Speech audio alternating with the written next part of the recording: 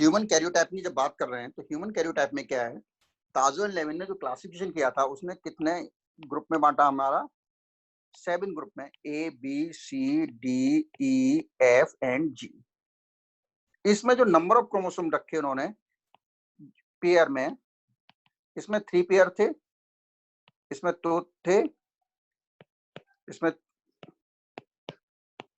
जैसे मैंने कहा इसको फोन नंबर की तरफ मैंने लर्न किया हुआ 327 33 22, तो मुझे याद रहता है, आप भी याद रख सकते हैं, पेयर है। लेकिन अगर मैं नंबर की बात करूंगा तो पेयर का मतलब ये 22 हो गए। और एक्स जो क्रोमोसोम है वो सी ग्रुप में आता है और वाई क्रोमोसोम किस में आता है, जी ग्रुप में आता है। और ये डिक्रीजिंग ऑर्डर ऑफ लेंथ है, यानी घटते हुए, सबसे छोटा जी क्रोमोसोम और सबसे बड़ा ए पेयर, ए में इस सीक्वेंस से लगते चले गए। तो ये इडियोग्राम है। अगर मैं इनको मेल फीमेल का बनाऊं तो 3 ही रहेंगे, ये 2 रहेंगे। लेकिन फीमेल में 7 जोड़े की जगह क्या है, एक्स सी में आ रहा है, तो एक्स में एक पेयर एक्स्ट्रा आ जाएगा, तो इसको हम 8 जोड़े क्या देंगे, 7 + 1, बाकी सब सेम होगा। और ये आपके अब 23 पेयर हो जाएंगे क्योंकि सेक्स क्रोमोसोम इसमें ऐड हो गए। अगर मेल की बात करूं तो मैं, लेकिन यहां क्या होगा, ये 7.5 करेंगे, 7 + 1 क्रोमोसोम है, जोड़े का आधा है, तो 7 पेयर + हाफ पेयर, आपका 1 हो गया, 3 3 2, जी हमारा इसमें आता, तो ये भी 2.5 हो जाएगा। टोटल यहाँ पर ये भी हो गया, ये भी 23 पेयर हो गए, क्योंकि आधा आधा जोड़ के 1 पेयर हो गया। तो मेल में क्या है, जो जी ग्रुप होता है और सी ग्रुप होता है उसमें 7.5 पेयर, यानी पेयर का मतलब डबल कर देंगे, 7.5 का मल्टीप्लाई करते ही 15 हो जाएगा। यानी सी ग्रुप में 15 होते हैं और जी ग्रुप में कितने होते हैं, 5 होते हैं। वहीं फीमेल की बात करें तो सी ग्रुप में 16 होते हैं और जी में जितने के जितने। तो ये जो ये है, ये इडियोग्राम है, जिसको किसने बताया, ताजो एंड लेविन बताया था, ह्यूमन क्लासिफिकेशन पूरा। ये क्लियर है? यहाँ तक क्लियर? आप इस ढंग से कैरियोटाइप इडियोग्राम को एक्सप्लेन कर देंगे, ह्यूमन कैरियोटाइप या किसी भी एनिमल का कैरियोटाइपिंग क्या होती है, इडियोग्राम क्या होता है। और there is a basic difference between karyotype and idiogram, that karyotype is natural और idiogram is a man made या ह्यूमन मेड, है ना। And idiogram is just the graphical representation of karyotype और a chromosomal set in a species on the basis of karyotype and idiogram, है ना। Basically इडियोग्राम हम जब syndrome बताते हैं, क्लासिफिकेशन करते हैं, तो वहां उनका यूज करते हैं। जैसे हमारे पास सिंड्रोम 2 प्रकार के होंगे, autosomal, if there is a change in autosome that is called autosomal syndrome.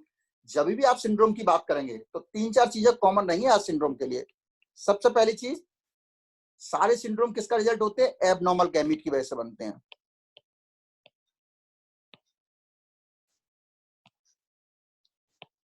सब में एबनॉर्मल गैमीट होते हैं, इसकी वजह से सिंड्रोम बनते हैं। सब में पॉइंट आप लिखेंगे, कोई सिंड्रोम आ जाए, ये कॉमन पॉइंट है।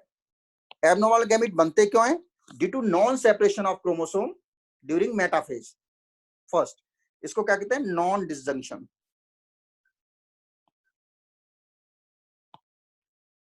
तो नॉन डिस ये भी सभी के लिए कॉमन है। तीसरा, जैसे मैंने कहा, जो सिंड्रोम होते हैं they are not hereditary, it mean they can not pass to next generation.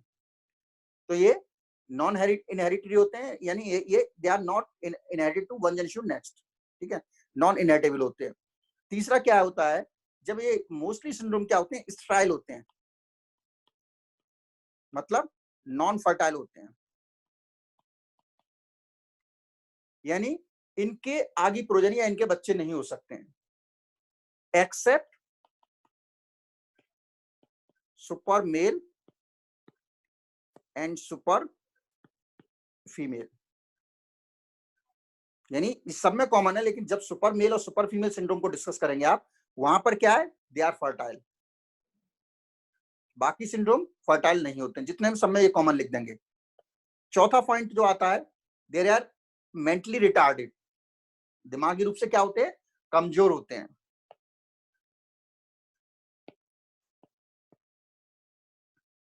Accept कौन सा, टर्नर,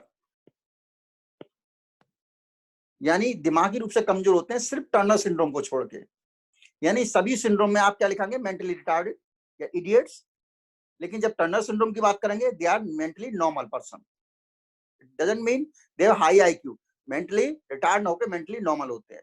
तो इस ढंग से 4 पॉइंट हर सिंड्रोम में आप कॉमन लिखेंगे। सिर्फ ये फर्टिलिटी वाला आप ध्यान रखेंगे सुपर मेल सुपर फीमेल में, और जो मेंटल रिटार्डनेस वाला ध्यान रखेंगे आप टर्नर सिंड्रोम में। तो जब भी कोई सिंड्रोम आए, कोई डाउन आए, कोई भी सिंड्रोम आए, ये पॉइंट दिमाग में रख लीजिए, ये पॉइंट तो आपके कॉमन हो गए सब सिंड्रोम के लिए। फिर आते हैं कुछ स्पेसिफिक पॉइंट हर सिंड्रोम के, जो अगर आपको क्लासिफिकेशन याद है उसके आधार पर लिख सकते हैं। जैसे हमने कहा था डाउन,